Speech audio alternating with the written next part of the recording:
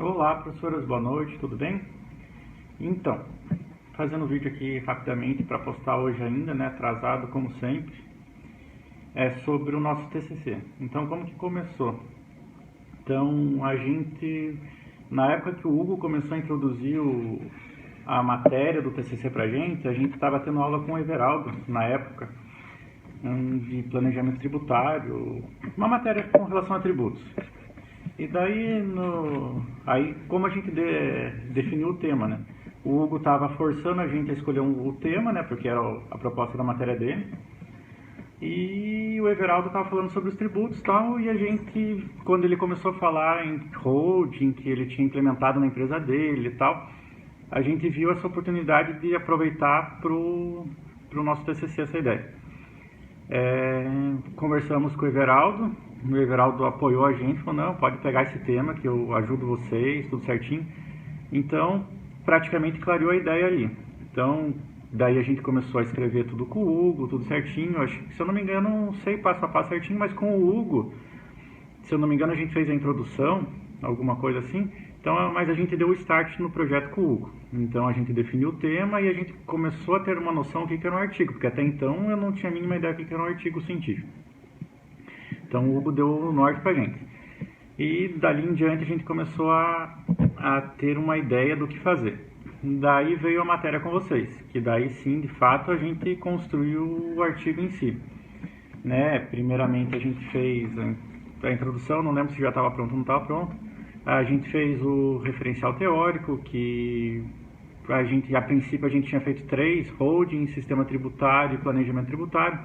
As professoras acharam que era demais, a gente manteve então só holding e sistema tributário, mas no final do processo a gente teve que voltar para 3 por causa do limite de páginas, de 15 páginas lá que precisava. Quando a gente tirou o espaçamento de 1,5 e voltou pro espaçamento de 1, a gente perdeu muita página e a gente teve que pôr de volta o planejamento tributário. Então a gente acabou o nosso artigo com 3 referenciais teóricos de holding, sistema tributário e planejamento tributário.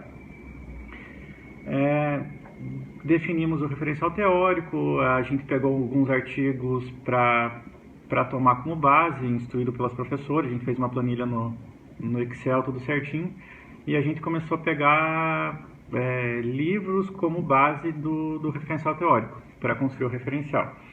Na seguida veio os procedimentos metodológicos, como que a gente ia fazer esse processo de pesquisa, né, para construir o artigo. Né, a gente definiu que tipo de pesquisa que seria, como que seria. Então, a princípio, a gente tinha entrevista com o Everaldo, que seria dados primários, tudo aquela coisa, e a gente teria dados secundários extraídos das demonstrações financeiras da própria empresa do Everaldo, da Randon.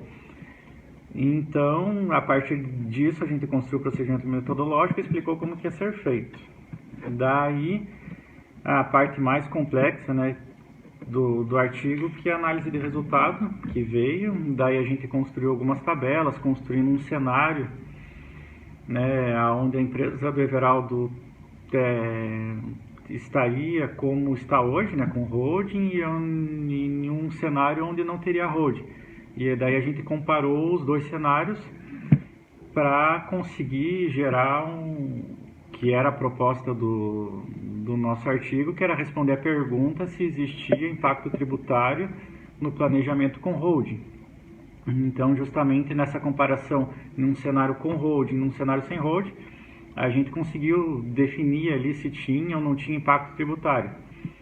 Então, tudo isso está descrito na análise de resultado, a gente construiu algumas tabelas, e de fato a gente conseguiu averiguar que tinha sim impacto tributário e eram impactos tributários benéficos.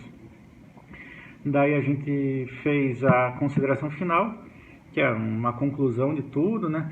Que teve impacto tributário, quanto que foi, como que se deu. A gente também conseguiu levantar, até o Everaldo já tinha falado isso na entrevista, a gente levantou algumas informações que, tipo, além de impacto tributário, o holding também tem proteção patrimonial, né? Holding ajuda a organizar a empresa, porque a gente consegue colocar vários níveis, vários CNPJs, várias coisas que, a princípio, se fosse tudo junto, seria complexo, mas quando a gente diversifica entre várias empresas, a gente consegue simplificar um pouco o processo Então ele ajuda na parte gerencial, a constituição da holding, né? A constituição da holding ajuda na proteção patrimonial, porque a partir do momento que todo o patrimônio da empresa ela fica concentrada na holding, que é uma empresa que não tem atividade de serviço, que não é uma empresa que não tem um risco iminente à atividade dela,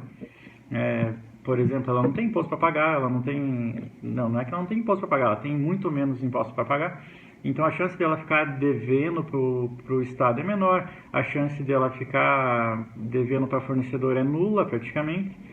Então, esse risco dela perder o imobilizado dela por questões que ela pode ter, né? Qualquer empresa pode ter algum problema financeiro, então praticamente se extingue, né? Porque o patrimônio ele fica blindado na holding.